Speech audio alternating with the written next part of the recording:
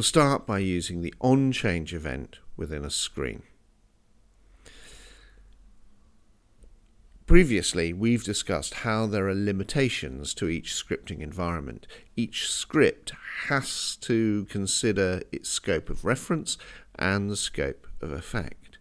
And this is because we're dealing with different environments. We're writing and processing our script, in this case, within the browser, and that's going to be very different from when we're writing a create script, when we're writing in the context of the server.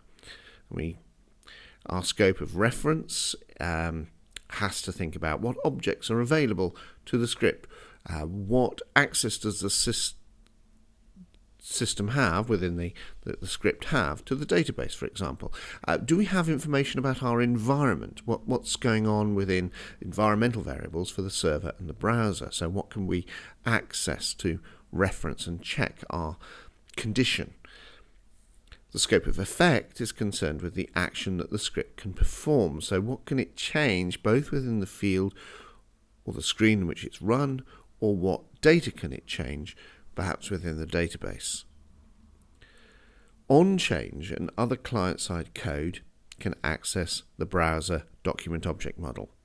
In a screen like the person's summary screen, then the browser will have an HTML document within it that will have a form that contains fields of type text, or they might be hidden, or they might be a select field. And the same document will also have sets of hyperlinks within it and other tags that can be accessed and controlled using JavaScript. The code that we write, and that might be plain old JavaScript, or it could be using the API, or it could be a mix of plain old JavaScript and API code, has full access to the document object model. So we can look at any data that's in the browser, and that's anything from the values in the URL to the text on the screen and the captions of the fields or the data within the fields, and that's whether it's hidden fields or whether they are explicitly displayed data. But importantly, the client-side API also allows us to access server-side data. This can be fetched using the SData RESTful web services. Essentially, we can perform AJAX tasks using the client-side API. So suddenly it becomes actually a very, very wide amount of information becomes available to us, because we can create these asynchronous JavaScript and XML type requests. Actually, it will come back in the form of JSON, but that's or JavaScript object notation, but that's for another lesson perhaps.